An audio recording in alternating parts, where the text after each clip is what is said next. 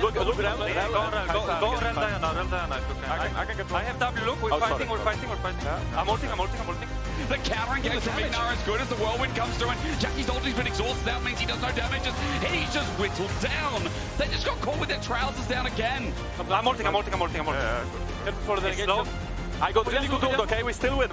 Yeah, I stopped the Ornn. We still win. Okay, Kai'Sa no flash. Well played. It wasn't even close, the second one. In fact, it looked like the first game. But this time they actually managed to finish the game. And I think that's a really good TLDR about it. Also, when we looked at the draft, welcome Guldborg, by the way, we thought, okay, they're going for a similar plan. They have trust in their capabilities, right? So what was different then about the second game, and what was the same about how Team Heretics approached it?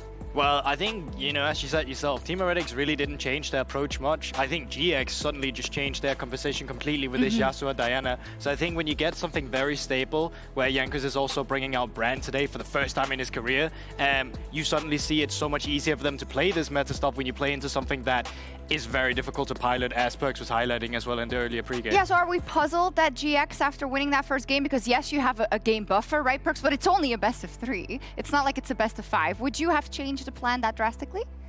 I mean, I think they're just undervaluing the importance of the champions that Heretics is speaking, which are obviously quite OP. Like, Brand is like really strong in this meta. I think they should take away Brand from 1-2 if they're planning on giving Corki, and then go for their AD mid like Lucian or something like that, AD mid of choice. But they're just like sacking jungle 4-5, and I think it's not a place to be sacked.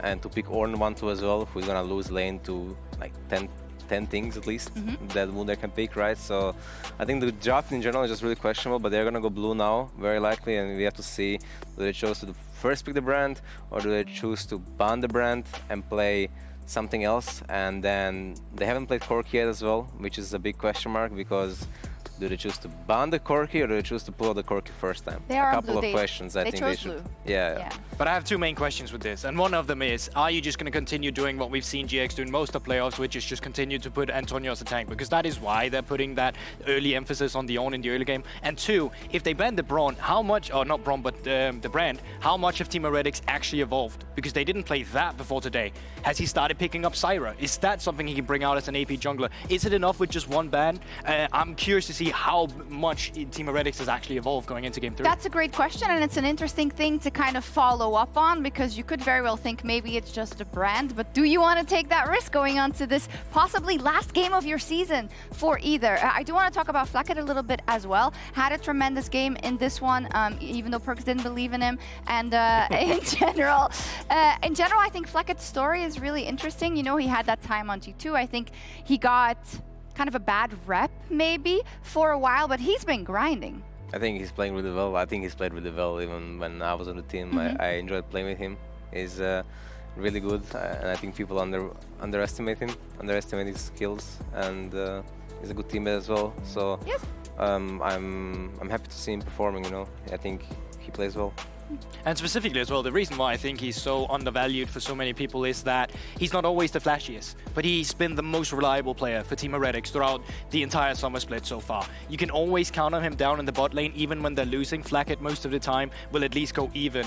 We've seen him be actually good at having resources, which is something he wasn't the best at G2, but he's started showing up with now. But you also know that if you ever need to play for topside, he's got the Ashe role, he's got a Seraphine, like he's shown so much versatility in the past as well. And this game as well. Yeah, he didn't need to do much. He just was solid, and it was enough because Giantx, you know, they were tripping over themselves. He played a mean Ashe. He hit some good arrows. Absolutely. I think positioned well. Like, he played really well.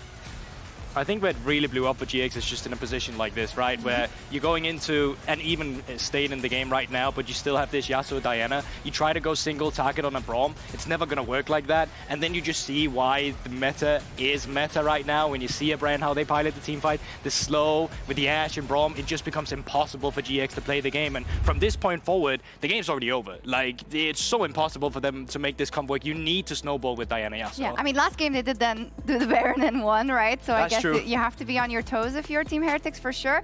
But Perks, is it fair to say that if we look across the sample size of both games, Team Heretics is clearly the better team, or am I doing a disservice to how GX played the back end of that first game? No, for sure. I mean, for sure, Heretics is the better team.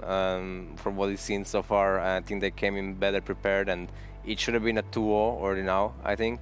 Now the question is Giantx like just trolling the draft, or do they have prepared something that is in the aligned with the meta, right? Because what they're doing right now, I think they got lucky with the game one, and I think they should have lost the game as well. So they need to switch something up, but switch it on the good side and not like 360 Diana Yasuo. That is not the time for it. You know, it's not that good right now either of the champs. So I guess a couple of questions are kind of like, you know, top lane and priorities there, because you know what you're gonna get, and unfortunately Antonio has showed a couple of picks that Wunder just knows exactly what to do with. And then also the quirky question is also a really big one. Yeah, I mean, I think going into today that the top lane matchups was always going to be a mismatch. I think Wunder will always be the better up there going into that matchup, and I don't think necessarily that GX is going to change anything around that. I think the GX has always had their strength in the mid lane and the AD carry. Even Juhan as well, he's been mostly on Sejuani duty, trying to get mid lane ahead or trying to get bot lane ahead. So for GX right now, as we started the day with, you don't need to outrun the bear. You just need to outrun Team Heretics. Yes. And to do that, you don't need to be the best team in the world right now. You just need to be better than them, and that is playing what GX already know they can. 3-man mid lane with a support and a jungler that's just going to try and take Zwyroo, who's not had the best laning phases, I'll be honest. So that is something you can tackle as GX there. Final sprint. Bear behind them, but they do have to beat the team that is right next to them. We'll see what happens if it's Team Heretics or GX who live to fight another day. Year on the line here with Ed and Eddie at the end. We've got the final say for Team Heretics to run through into Giantx as well. Actually, you can be Eddie. No, you think you're an Eddie. Eddie's smart. Who's the smart one? Double D. I want to be Double D. Double D? You're not Double D. That's Dracos and Dagda. What are you talking about? It's also just Dracos and Daniel in general, because he's Daniel Dracos. Yeah, well, so what are you guys? DDD? Maybe? You are? Yeah. Okay. If my name started with X, we could be XDD when Dracos is in the cast. That'd be nice, wouldn't it? Instead, things don't come together, and I feel like last game, that has to be the opening point, right? Giantx with the riskiest draft. Even Perks was saying it on desk. That was something to pull out of the hat for game 2, and a strange one of that. I mean, what are you doing? You know, Giantx, what are you doing with the Diana Yasuo? And last week, I believe, it was them pulling out the Nami Lucian when they won. It's like, this isn't you. igNar isn't a Nami player. Juhan isn't a Diana player. It doesn't make sense. And it nerdy feels like they're trying to like strike fear into people, being like, we've got Diana now, we've got Lucianami. It's like, no, you just, as they say, need to get across the finish line. Stop trying to make it fancy. Just get yourselves into season finals, and then you can play all the fancy crap that you want to. Just make yourselves in the position that you can actually get there. So now we have to question what comes forward as straight away the Zeri, the pick that has started rising in priority in the AD position. Giantx want to take a swig at that for Patrik. Immediately, what comes to my mind is Vi for Juhan. I think this is his other go-to tank, go-to jungler when Sejuani, Maokai are out. He also had a move last week, which did one good game, but Vi is usually his go-to there. Yeah, and they kind of rely on having some sort of other AP option if they want to try and go for the double AD, Taliyah, right? maybe? And the funny thing is, because we don't usually see Juhan play for that AP style where he's going for a brand or something along these lines, it feels like instead you're going to have to go, okay, are we going back towards the Amumu, or are we looking at the Antonio where he's oftentimes swapped over towards the Gragas to try and provide that AP damage? But if you do, I feel like you're kind of opening up for Wunder on this red side to get that counter pick and try and take over in that top side. So maybe that's why for Jankoos, it's a nice little takeaway there of the Vi. You know, you guys were settling up before, is this would be a classic. Okay, going back to what's normal, you blindside top, he gets a lot of priority early on. And weak side the Antonio, I mean, it has been an option before. I'm looking at potential options. I mean, I don't really like this at the Ornn, just to go off of your point. I think you just open up so many potential counters that Wunder can pull out. He's shown so many anti-tank champions. Into the Vi, though, specifically, tank that fits Juhan's build, maybe as Poppy as we go later down the line. Looks like they're going to deny, or rather pick away Harding Edge support first, though. I think it also then slots it into where you can't really go for these AD mid laners if you're Jackies. Because honestly, I think you end up banning Amumu, as funny as it sounds, on this next rotation of Heretics. That's the only other AP tank jungler that's now still available. And then you can even look in towards something like banning away the Taliyah from Jackie's in the mid lane. And then suddenly you're right the way down the champion pool for both in trying to slot in an AP mid laner, but also slotting in an AP jungler. And you're in a really good spot here as Heretics. Absolutely, absolutely. And I think right now, if you're Team Heretics, any kind of dive champion or just another Aatrox game, another Aatrox game for Wunder, I mean, it's gone decently well the past 2 games, so I completely understand it, especially against any potential dive, and you have a great matchup top lane. They set up with Vi at level 6 as well. There's a good bit of lockdown depending on what happens up in that top lane, but either way, you know, you're already mentioning, Dagda, we're talking about these AP jungler ban away, unless we go towards Juhan on something like the brand, Lilia, you know, again, go for something that does have a lot more potency. But it's kind of what we were just saying. Like, I don't like Juhan when he's trying to play carry. I think he should just be looking for that kind of AP style. Now, there are already Heretics going to try and hit the AD mid, so I think just banning a Mumu kind of already hit that note for you, but maybe they are just worried about him bringing out some more picks. I think for Giantx, you ban away pairings with Vi here. Stuff like Ahri, stuff like Taliyah, I think really screams out to me for that one-shot composition synergy with the Vi. You could also pinch away the hard engage supports. You know, Rakan loses lane, but then it has amazing team fighting and synergy. Leona here could be a good ban as well. Or the Braum, considering you have Ornn ulti again, and it's good into the Rell. Yeah, there's the moon. But I even think the Alistar could be really good here for Team Heretics if you really want to. Good into the counter. But as you say, I think Braum is probably the one you're most worried about because it stops not only the Rell, but also the Ornn as well in the grand scheme of things. But yeah, I think there's a lot of question marks here for me about how Giantx want to round out this composition. It does feel like you're going back towards Jackie playing the Taliyah here to just try and set up for some sort of AP mid because so many of those AP junglers are off the board. I wonder as well, is it Jackie's potentially on the Zeri? We haven't seen Zeri mid in EU yet. We've seen it a lot in the LPL and the LCK. So I wonder if that's still a flex and up and left available, potentially for Jackie's. Maybe they just... an AP jungle maybe? I was going to say, well, I think the AP junglers are kind of like, you are then opting in towards Juhan carry, right? Which is where I'm not certain on. So I like this takeaway, the Taliyah, because you're kind of saying, hey, look, maybe you end up going back towards mage versus mage, but Azir is off the board. So then the mages start to fall further down. So even if you want to just Jackie's go back towards something like a Silas or something, I think you're not in the best of spots. But the Zeri mid can work unless, like, the only thing I'd be worried about is, hey, we just itemize into a lot of, you know, anti-AD on Heretics. But Morgana. You already have a true tank, so I think you're in an okay spot. I think it could be Morgana jungle. It's really good into Vi because of the obvious spell shield into the point and click. We've seen this a lot in the LCS and in the LCK.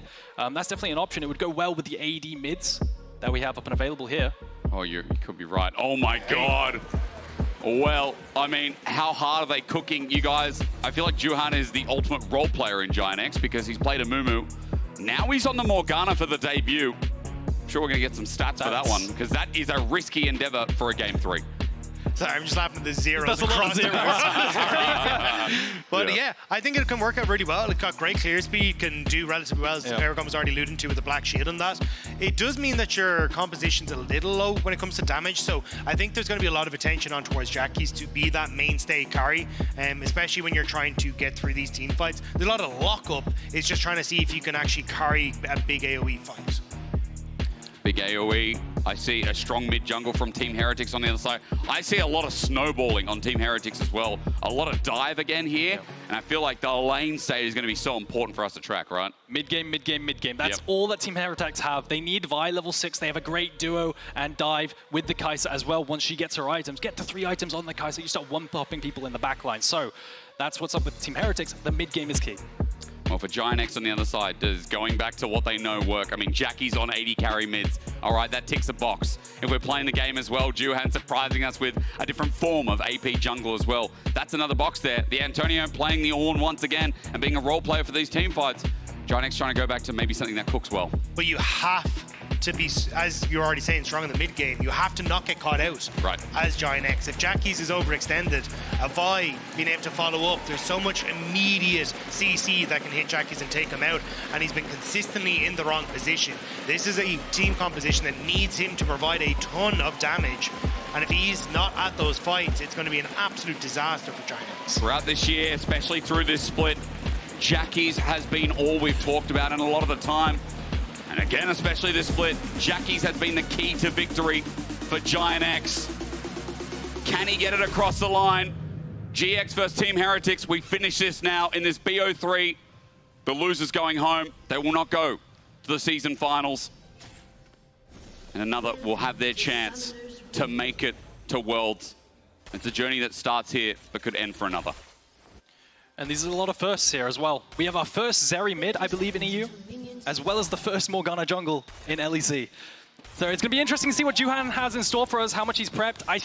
I remember an LCS player saying he's literally first timed it because it was such a good spot, and this is one of those good spots. Yeah. It's really, really good into these single target burst compositions, but the CC is supposed to go through, and it's meant to all be layered when you block that initial CC. It's fantastic. Just quickly, while we hype up this Zeri mid, again, being bought out by Jackies, I mean, Giantx this year, it's been rough.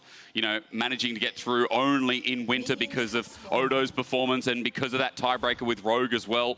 You know, coming into spring, a slightly better performance. This team has made playoffs, but like, again, they don't get much further than the barrier of entry. But that's the thing. Giantx has always had a bit of a turbulent relationship with playoffs. You look at, you know, when they were Excel in their first few years, fair to make playoffs over and over. Then you get to 2022, where they finally make playoffs both in spring and summer, only to then disappear in 2023 again until you get to the summer finals, where they end up showing right the way up. And they had a great best of 5 against G2 earlier on in that playoffs, taking them to 5 games, but it felt like we're still waiting to see that kind of come back again as Giantx. And I think that's where it nerdy feels like the building pieces are already there on this team. Like Jackie's looks great. You're starting to see Juhan really click with the team. And it feels like you're starting to get a team that has a cohesive identity, but it's these little mistakes and errors that so regularly cost them from being one of the top teams.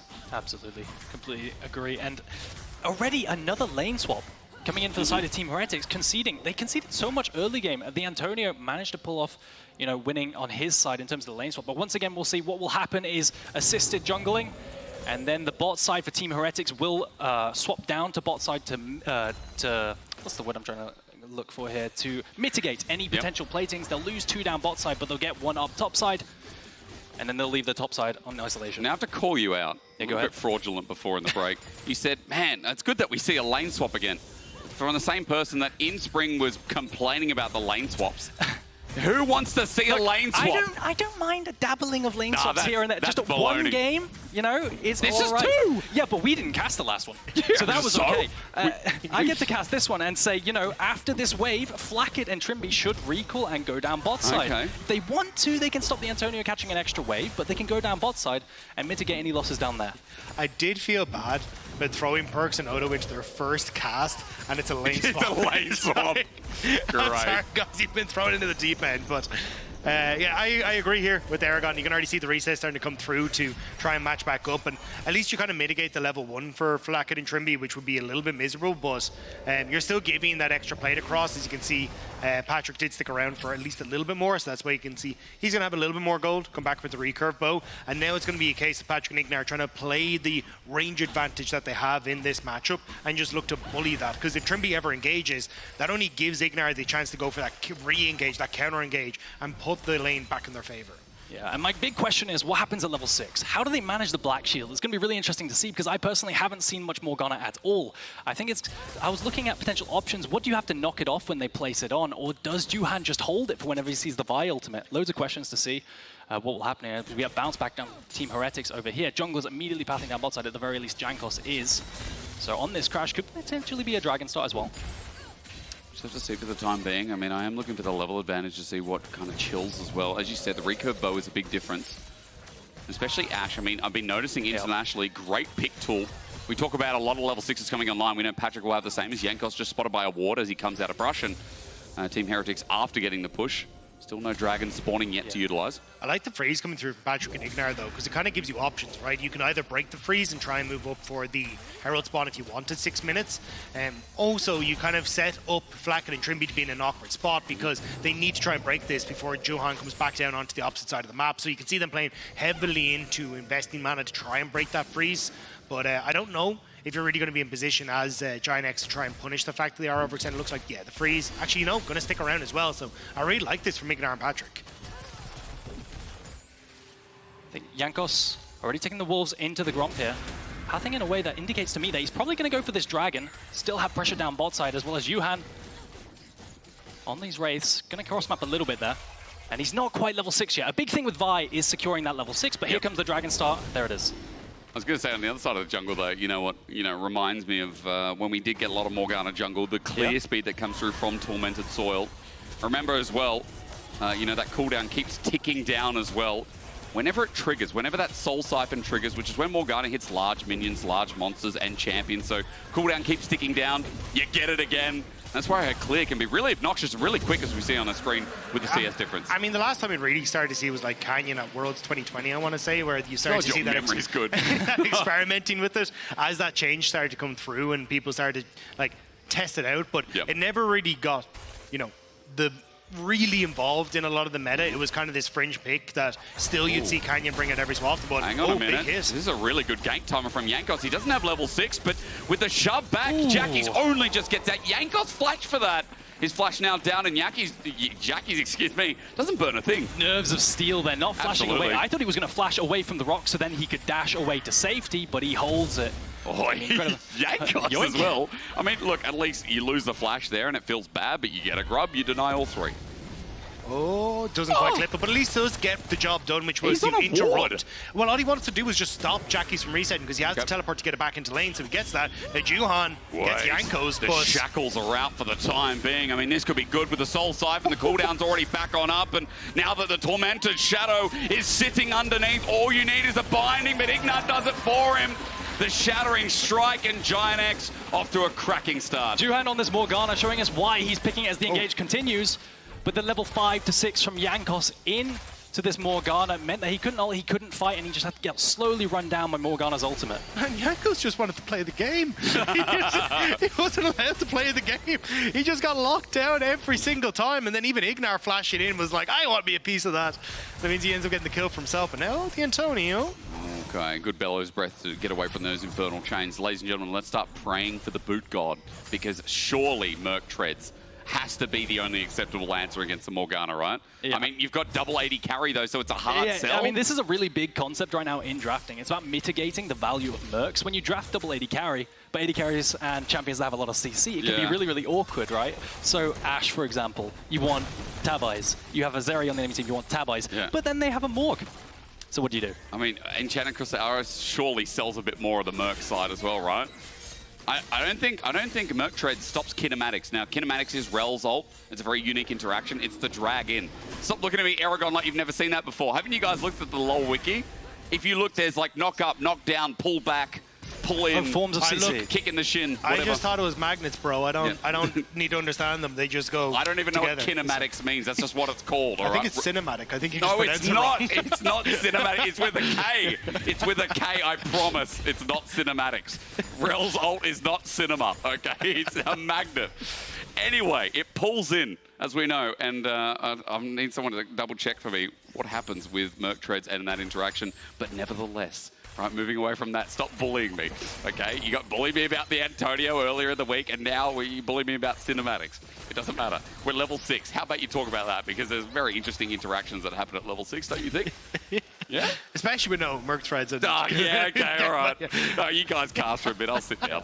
I mean, I'm looking at potential Ashe arrows as well into the mid lane. That could be an avenue of attack that, it's so much chain CC. If an Ashe arrow comes out into a Morgana binding, there's potential there for Giantx, but they have a much more slowly ramping composition, whereas Team Heretics, very mid-game activated. They can play for the level 6s as well as the layering of the CC and the one-shot. But again, with the Morgana jungle, you're just cycling your camps consistently and eventually playing for that huge lead in terms of farm. And that's why I think there are windows, though, where Giantx can try and punish, like, you... Oh, actually, maybe not right now, though. They're at the flash again on Trymbi. This time, the Alistars in this series have been willing to pull the trigger, so is this Vi jungle. But igNar is taking up a lot of damage, and Juhan's now here. A binding that lands is good, but again, not enough for now. Soul Siphon helps get that Tormented Shadow down once more, but you can see Team Heretics are happy with the trade. Nicely done by Heretics. You can see Trymbi stepping up, making sure that he was in range, and Jankoos just hovering behind to get the follow-up. Nice pick, and able to get something back for Flakked in that bottom lane. I'm really impressed with Jankoos there with his timing on the ultimate, using that unstoppable through the Rell ultimate to not be pulled back, cancelling the CC there, and finding that pick. This is exactly what we said they need to do. Activate in the mid-game, utilize these ultimates to find these picks. igNar? Now starting to make his way up towards the top side. We're going to have the Void Grub spawn in just 15 seconds, so Giantx immediately starting to rotate up. And it looks like we're going to see the same from Heretics. Not having that ultimate available from Jankoos does make them a little bit weaker, but you're seeing a very similar story when it looks like Patrik and igNar having already invested theirs as well. So there is going to be a little bit of an opportunity for Heretics to try and punish just the lack of ultimates, but they really need Trymbi to get his, Trymbi does have his ultimate available. I was going to say, with Flakked nearby as well, you know, pulling that trigger you talk about, Dagda, Team Heretics, the opportunity is there to fly on in. Is one already taken here, one more for Giantx to get the Might spawn, and it would be a big deal. But Juhan pulls away, so Team Heretics force their Might, and that's good. 3 grubs apiece, it looks like, will even out this game. And it's a good move from Team Heretics to stop again. One of the big advantages in this game. Yeah, interesting choice to not fight here. Jankoos just uses ultimate. I don't think it's quite off cooldown, although it's a bit too small for me to see. So fighting not into the Vi ultimate and opting to cross map. No, the problem is they're not making a play on the other side, right? There's no dive coming into the Taliyah. There's nothing quite there. They wanted to half contest, but that didn't come through. Especially when you committed Wunder to the top side for Heretics, you'd expect the Antonio would try and be in that same position with no flash available, but Oh my god. Zwyroo, I think is going to be all right. Juhan, just seeing if you can try and make something happen. But I think the way Giantx want to try and play the mid game right now is more like a hit and run style, right? Like, see if you can get Patrik. Got him. Oh, hang on, Juhan. But for the binding, I mean, the Black Shield goes out, but Jankoos is going to wait for that. He flashes away because that second skin would launch it up, and now with no Black Shield, he's an easy target. Great patience from Team Heretics, and even finding igNar on the chase through as he flashes over the wall. Team Heretics pull the go button, and they go well. They find a nice pick onto the Morgana. Juhan had to flash away because he was scared of that Kai'Sa W popping a shield into the Vi ultimate. Still managed to find the pick on Juhan. That's going to convert nicely into a second dragon. But this is where, again, I think Heretics right now are like in a really strong situation where they've got like great pick potential with Jankoos and Zwyroo in that combo, like Flakked able to follow up. They are really good when it comes to these early skirmishes, so I don't think you want to try and play for them. You should be playing for arrows like this. Where Jackie's done as well. But he still gets the ulti out, which means movement speed, so Flash comes through, nevertheless, to summon it down. But this is how I want Giantx to try and play to alleviate that, right? What I think you should be trying to do is say, hey, Patrik has this ult. How can we try and set up with Juhan and Patrik to set up these picks so that then we can find moments before, like a minute before an objective spawns, to take someone on Heretics out and then set ourselves up for success. But because they constantly try to fight these, they're in positions where they're the ones getting caught out, and Jackie's is going to happen to him now as well. I mean, it's with those ultis down. Team Heretics' timing windows are really nice, but Jankoos, unfortunately, not going to pull the full trigger. Zwyroo as well at half HP might affect that as Jackie stands strong. But again, Team Heretics with a 1k gold lead. We're singing their praises with 2 dragons in this early game as they continue to control the flow. Yeah, it's a fantastic game state for Team Heretics. That play down bot side not going to work out because there is no ultimate on the Vi, so the combo isn't there. But in isolation, Wunder has accrued a 40 CS lead just on his own with that Eclipse already solidified. And any team fight up top side now, you can imagine, will go over to the side of Team Heretics, especially this next Rift Herald who spawns in 40 seconds. Giantx really need to try and get control over some of these waves if they're going to try and commit to that. Wunder going to try and fight back the Antonio. He does not like the wall. To get control. TP from Jackie's to that bottom side means that I don't think Giantx want to try and set up for this play. So push in mid, it likely sees igNar and Patrik try and roam down towards this bottom side and put pressure on towards Zwyroo. Maybe look for, there's only 2 plates on that bottom lane turret, so that could be the play. But Trymbi! Oh my god, again, the flash pulverize comes through, but onto a Black Shield's not going to do too much. He's flashed down again.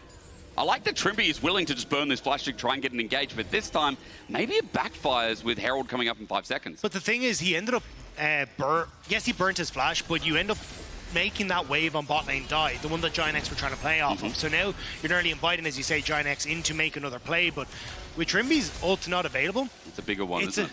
It is going to be difficult. You kind of needed that play to work, but yeah, it looks like Heretics just not really in position now to try and fight. Yeah, and if you're in the Antonio here, you could TP down bot side to potentially catch that wave. The only threat there is there's a 4-man down bot side, so he could be dove. He isn't Ornn though. It's a relatively hard tank to kill. And the tower, it doesn't look like he's going to TP over there, so it is going to be a cross map. They are going to find some plating, tower damage rather, down in bot. He's walking, hoping that the wave maybe holds its ground a little bit more with the cannon minion wave as well, but that's quickly shoved out, and Team Heretics, 2 members sitting here trying to get that turret. You can see topside, Jackie for the trade. The arrow is good, and yes, it does indeed. The Antonio still won't set up this wave, and turret are still going to be dropping down. Stops the resets on both, though. Jankoos now in a bit of a precarious situation, so I think Giantx trying to see if maybe they can go for the tier 2 on top, but I don't think it's enough of a delay that they can try and look for. I wonder if the Antonio should have just TP'd there. Yes, he would have died, but maybe he could have stalled long enough to secure that first blood turret, make sure the enemy team doesn't get it, and then you have Rift Herald to cross map at the top side, and you secure first blood tower, because that has been buffed. It's worth a lot of gold. Regardless, he makes the safe play. He opts for not risking the dive down bot side, and in the end, it is first blood tower to Team Heretics. Oh, still might get dove though. Heretics moving into position. Well, the Hex Gate's used. Antonio would have heard it, but now he finally sees it. Jankoos in. The Vault Breaker denied. Good little timing window from the Antonio to get out as Team Heretics back away. And not enough damage. That Unstoppable would have negated that via ultimate and then the subsequent combo, as well as only having an Archangels. You know, it's not really there. So you don't opt to continue. Just going to continue catching waves, and the Antonio is going to make his way out. So, 15 minutes, almost 16. We've got another Dragon spawning. I feel like we need to really set this up because, again, this Dragon feels crucial for Team Heretics. When you guys talked about mid-game being key, I want to harp on that and talk about the position they're in, especially with this Kai'Sa having a 1k gold lead, especially Wunder again on the Aatrox, building towards the second item with a big lead himself. It does feel like Team Heretics are controlling the pace of the game, but every time it slows down a little bit like this, every time Giantx trade, I start thinking, is it slow enough to start putting faith back in this team who have really good scaling? Yeah, I think the biggest problem for Giantx is just the lack of control they have on all the waves. Like, Wunder will end up pushing out against the Antonio, Zwyroo pushes out against Jackies, even in mid, thanks to the static shift, Flakked is controlling that. So trying to get access to wave states to then open up on River is going to be really, really difficult. And then you're playing in towards a Trymbi combo, in towards Jankoos, and in towards a very dark River, as Heretics are already using that lane priority to move in to get vision control and fight Giantx before they can even set up for a potential fight. Giantx are posturing. Juhan has just hit level 11 on this Morgana, so they know they need to fight this right now. They're going to take the Hextech portals in and make the win. igNar is already taking a look around the vision. Potentially start this up. There's a third dragon right here. They don't quite have the same components. You can see that they've already picked up absolutely everything they can. Execution has picked up for Ashe, curiously, for Patrik there. They move Jackies into mid lane as Giantx to try and commit on towards the mid-wave push, but does mean that wave and bot has completely pushed. The Giantx are slowly losing out as this kind of back and forth continues. This is where they're going to start up Dragon. They need to make sure that they're starting this before they continue to lose out on the map. Yeah, and it all hinges on that pick potential of Team Heretics. Can they find the pick, the single target burst of the Vi and the Taliyah combo with Flakked diving in? We're really going to decide the game here. Turret goes down top, and you can see Wunder standing still because he wants to TP in for the game. The Weaver's War is out. Call the Forge God doesn't connect on the other side. Trymbi goes into the engage. The dive from Flakked. The kinematics is there finally, but on the back end, Jankoos is dead. Giantx open up the kill, and Wunder now comes in late, but he's getting whittled down. He gets one as he flashes on top of Patrik, but getting burnt down. The XD comes in, and Patrik's flash was incredible. He gets on out as Flakked on the back end has to run for his life. The Dark Binding doesn't connect, but a disconnected fight from Team Heretics when it mattered most might have cost them so much. I don't know why we're trying to fight as Heretics. Like, if you are going to take the fight, Wunder needs to TP sooner. If you're going to let Wunder continue to push, fine, then do that. But it felt like there was just such a mixed communication on how they wanted to approach that by the time they actually pulled the trigger, Giantx were in a great spot. Yeah, I believe it starts with a flash out from Jankoos here. The combo fails a little bit for the Antonio, but he flashes out, and then they decide to go in, and it feels like a massive overextension from Trymbi. But look at Wunder, like you're saying, he's walking in, he's still not hitting, and all those health bars are falling in the meantime. Also, you've taken a fight so far away from Zwyroo that he's still trying to get into position as well to deal damage as the fight is essentially over. And now, yes, there are nice mechanics, as Hysterics was alluding to there. Good flash from Jackies, but I got excited. It's outside of that. Like, Heretics just overextended in fights, and like we've been harping on about what the cruxes of Giantx's plays are with like people getting caught out. This has kind of been the downfall of Heretics, is overextension in fights, not being in position where everyone is on the same page and taking fights too far away from the carries. We see it again there. That's why we talk about, you know, some of these early game leads that fizzle out, right? Because the setup for Team Heretics is not clean. I know there's a lot more to it, but the nuance there shown again, proof in the pudding. And that could be one of the fights that costs you the rest of your year. Yeah. Like, this is an elimination game for both these sides. Season finals is not even guaranteed for the winner, but at least it puts you in a significantly better spot. And now Heretics are in position to threaten the tier 2. The Antonio just ulting to clear the wave and buy a little bit more time for Jackies. Mitigating any damage on this tower, not being able to use the clubs as well. Flakked. No way, he's slowed down. I mean, with approach velocity and the burn almost killing him, Flakked gets out, but he's taken to an inch of his life as Giantx kite back. Team Heretics had top control. They're into fog of war right now. igNar has to be careful. He runs in and maybe getting caught out here ain't what you want. igNar drops on down. You knew Team Heretics were there. Mistake after mistake, really deciding the year. And you have Jackies down in bot side trying to take farm, consistently counter jungling. You could just play with him in the side lane and play safe and not die, and that way he's getting consistently fed whilst you're not throwing your lead. But igNar in the wrong place at the wrong time. I'll also add in, Patrik has himself not only the E, but he's got a Scryer's ward. You know, he's got a blue ward. So again, maybe igNar doesn't have to make that trade. Maybe igNar doesn't have to make that dangerous approach when they have no vision in jungle. But take a look at Jackie's inventory. He just completed his run-ins and a pickaxe on top of that. He just got so much solo gold down in the bot side. Any team fight now that they approach is just going to be won by him.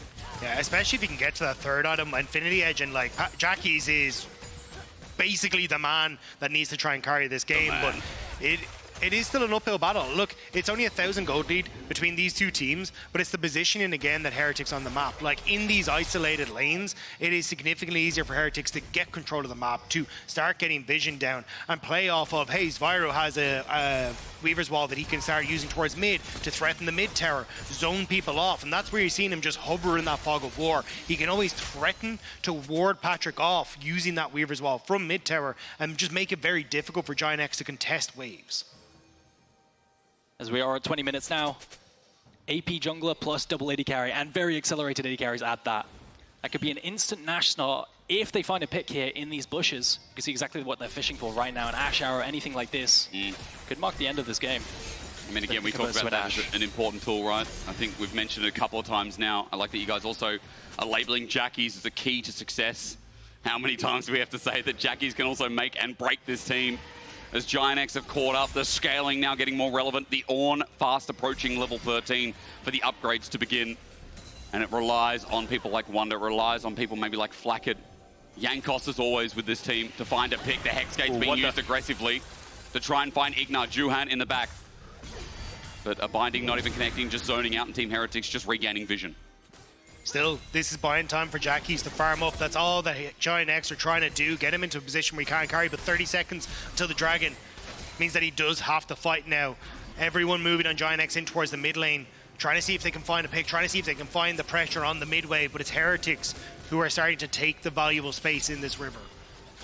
Team Heretics trying to find a pick around that Nash, but they don't find it. Wunder almost gets hit by that binding, and instead now they have to move down into the bot side river. First move though is to Giantx in that mid lane, and they're going to threaten the Nash here.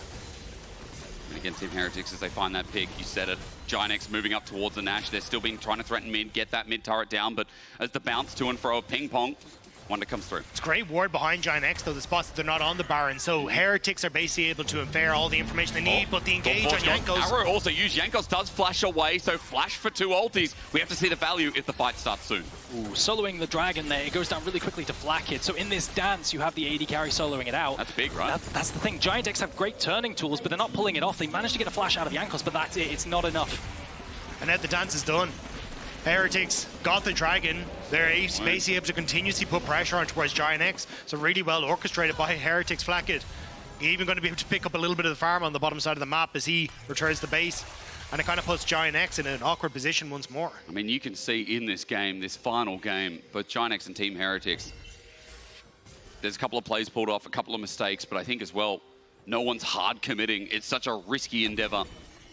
Gold is just about even. Again, we talked about it, about 1,000 gold the difference.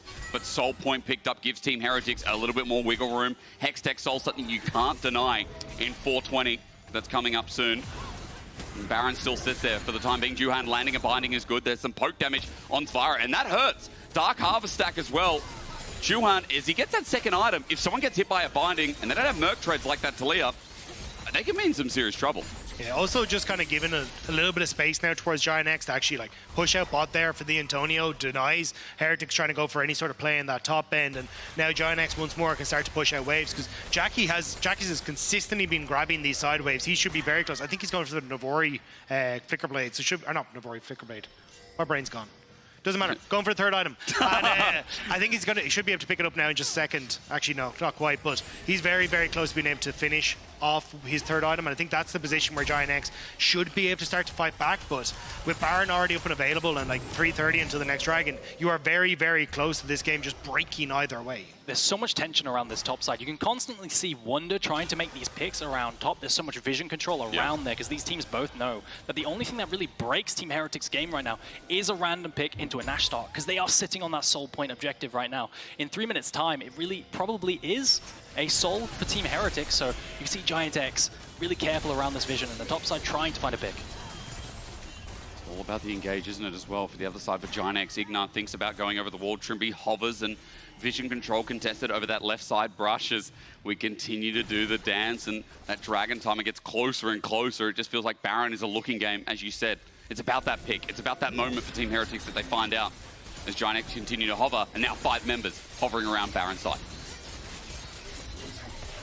Shield bow crucially completed now for Zeri. Jackie's going to be really comfortable there, even if he gets comboed up. He has that black shield to rely on. Jankoos is waiting as well for his teammates as they sweep away the vision, but that face check's going to be deadly if they walk into it. And just keep my eyes on the Antonio.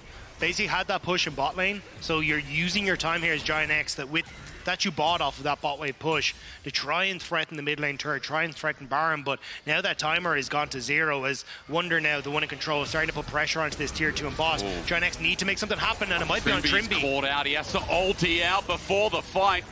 He's lucky that Dragon's not up, but in front of Baron, I mean, is that the go trigger? It is, and it has to be, because now you've got to get that TP out of Wunder. They've already invested so much, but Wunder are going to put pressure on towards the tier 2. Heretics, they need to find the engage. Yeah, look at the flank ward behind. There's a ward that Wunder can TP to if he wants to. Oh man, he's going to use the Hex Gate for now. At least Jankoos is the one who's going to do the flanking, but Giantx looking for the turn. They're not hitting the Baron anymore. Call the Forge God is there. Weaver's Wall as well. Jankoos buffs it with his own ulti. The Daity's there from Flakked, but he gets knocked up. The Antonio and yet another team fight. Bops heads. Jackies gets over the wall. Meanwhile, Wunder comes in, but gets rooted up. Team Heretics again, another team fight where they're here, they're there, and now nowhere as the Baron returns.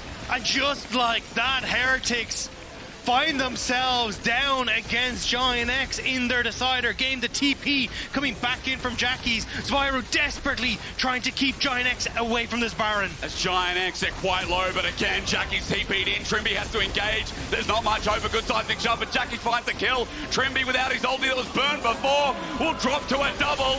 Low on the Baron. Giantx may have kept their dreams in playoffs alive. They needed one fight. They needed one moment, and they found that moment on Trymbi. They force back Heretics, and they find this fight that may have decided the game. And you were calling for it, the TP would actually expires there as Wunder doesn't get it through, but the engage comes through, and it feels like Wunder's so late because by now Jankoos, he buffers the CC well, but he actually just falls, and by the time that Wunder is here, he has so few members. As watch this Q3 from Wunder here. It gets flashed away from Juhan. He stays alive, and Wunder's effectively useless. And especially the fact that Flakked tried to follow up to help Jankoos in that backline meant that most of your damage dealer was gone. Like Flakked ends up being killed by Jackie's, and then it gets left as Zwyroo. Jackie's on towards Wunder now. Oh, the forces flash away. And the ulti as well. But Jackie's is overextended. He did a little bit go too far, maybe, but he's still got the ultimate available. I mean, the hero of Giantx, the newbie, he's still stepping up big, 6-0 and 2 Dagda, he survives. I thought Trymbi had his flashback up. You can see it's just 7 seconds until that one comes back up and available.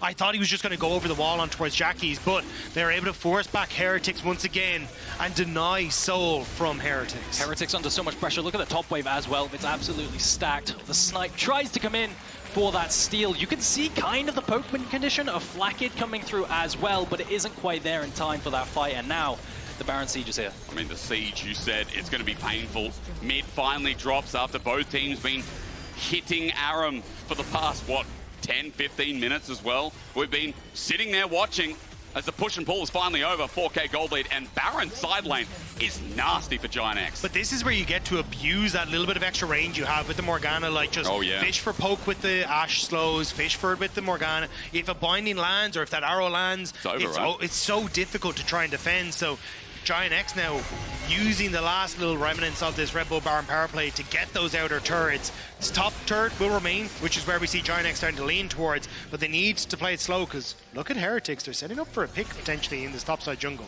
Giantx are going to match it though for the time being. Another note on that Dagda as well is all those pick tools. Ashe arrow, Morgana binding. I mean, one of them hits, Flakked can cleanse. The other hits, it's done, he's got nothing left. Absolutely. And now mid into top lane should be the easy play. This tier 2 should be done and dusted. Jackie's 4 items on this carry. They can go back and catch that top wave if they want to, or they can keep barreling it down mid. I think they're free to choose right now. It looks like they're going to try and settle for a play. I don't think this should work, though. They have no reason to check, because there's no pressure on their tier 2 up top side for Team Heretics. It's the last chance, isn't it? Arrow connects yet again. Trymbi caught on out. There's a good Rell shattering strike, but Trymbi will hold on for the time being. He needs that ulti. So just a bit of damage done as Giantx continue their facade. It'll be okay to reset, though. The waves aren't really in a position here for Giantx to threaten anything. So I think, and even with the Warmogs, doesn't even need to reset. So Trymbi tanking that up doesn't really matter in the grand scheme of things. So it only just kind of takes away one of those pick tools from Patrik. So good confidence from Trymbi to just tank it and then move on. But Giantx now looking again to get back out onto the map. It's 3 minutes essentially until both of our objectives are up. So I think it'll be more a case of trying to ping pong these waves, get some key items finished on towards the your top laner and your jungler Morgana for Giantx, and then see if you can find another fight like you just had. And it's absolutely still winnable for the side of Team Heretics, I think, actually. Yeah. With Soul Point here, all it takes is one pick, one fight around this upcoming dragon, and turns the entire game around. Now the question is, do they still win with Soul because of the scaling on Giantx with the double AD carry? But definitely is a win con there. Cold difference. That is a bit of a journey. Roller coaster. Yeah.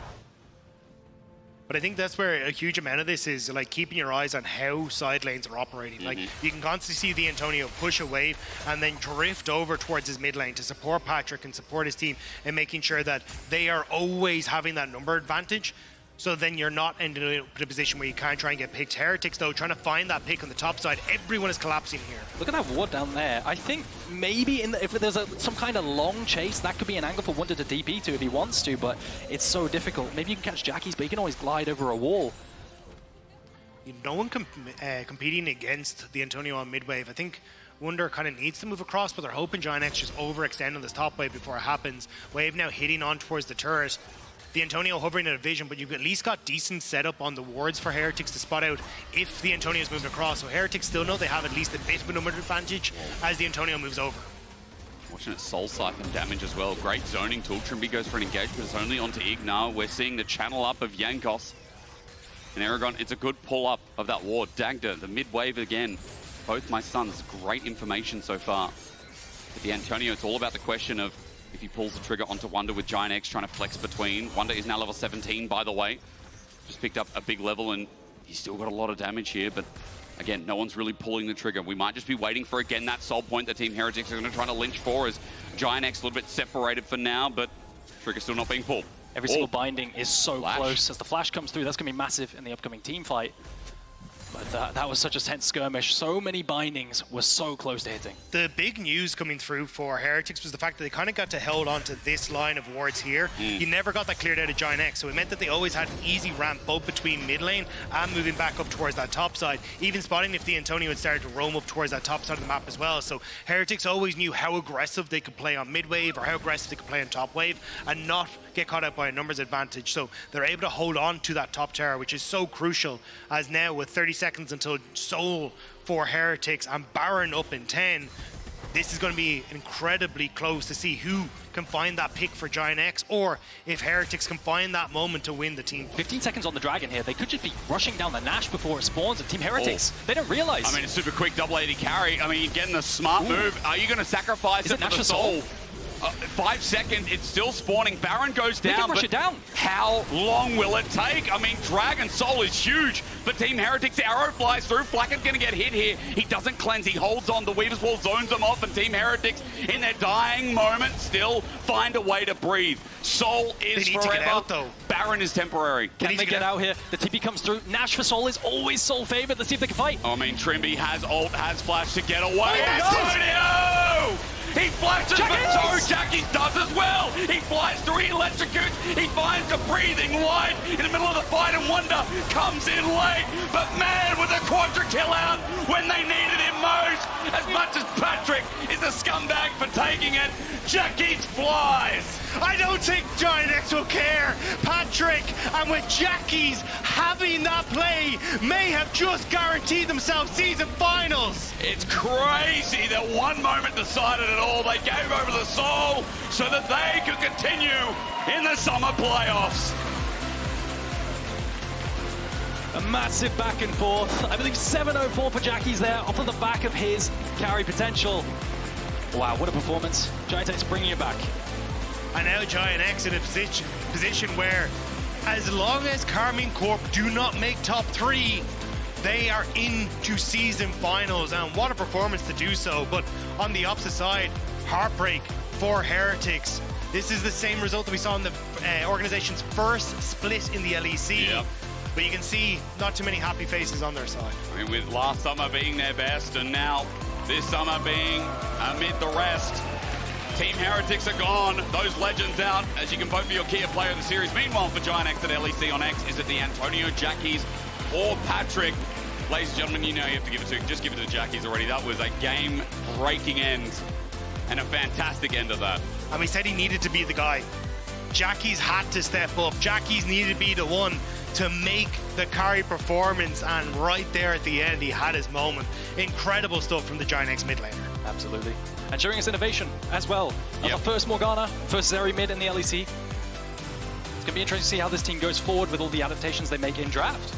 Less Diana or Morgana. Yeah, less Diana. That rhymes. That's a good tagline, isn't it? I mean, again, Jackie's at least stayed true to his identity, the AD carry of the split, I think.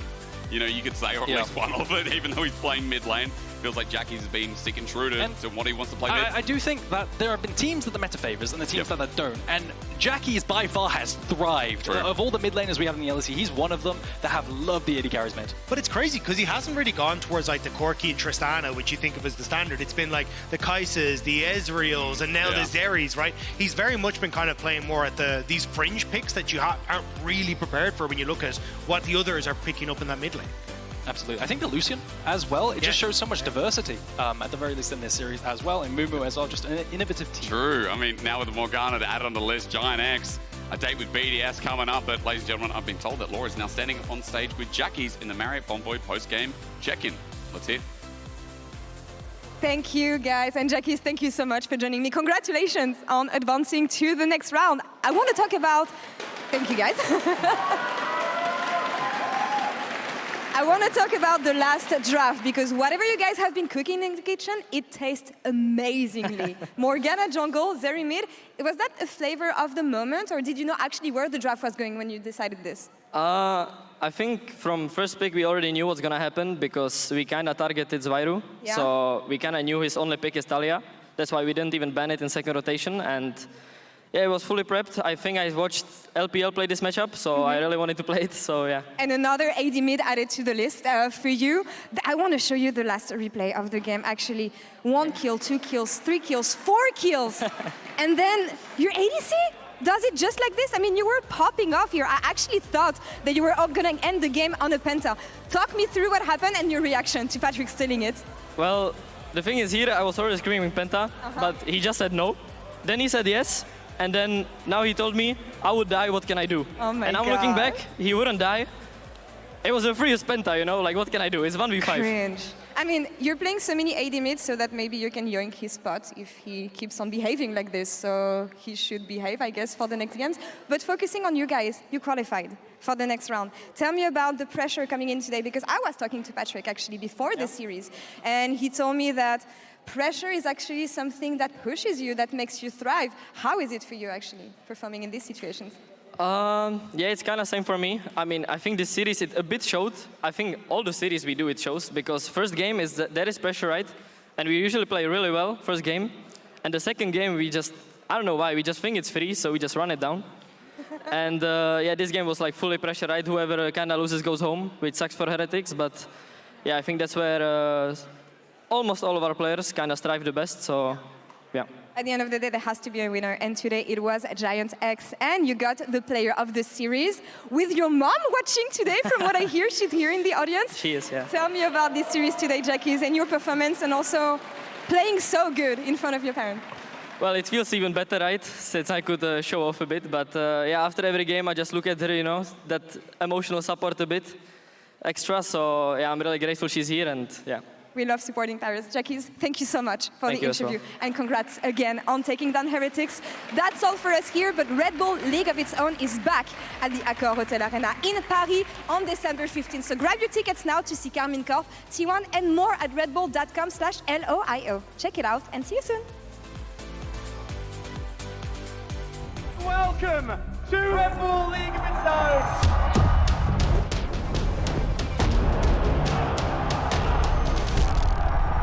welcome to the stage, Zeri! Wow! It makes some noise for Taliyah!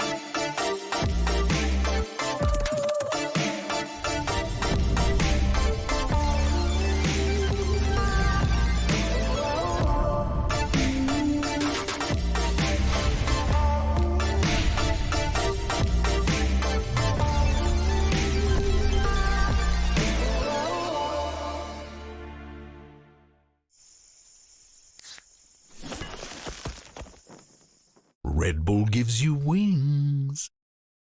Can't believe we lost to NA. We'll be fine. Yeah, we always are. Yeah. Psst, Pedro, do you and Laure want to go on a legendary adventure with Marriott Bonvoy? Just go ahead and press that button. Over 30 hotel brands, 10,000 global destinations, over 8,000 hotels worldwide. Where can we take you? Oh, it's Berlin. Let's go. Marriott Bonvoy. Unlock exclusive member rates and legendary benefits across over 30 hotel brands worldwide. Sign up today for free and claim your Masterwork chest and kit.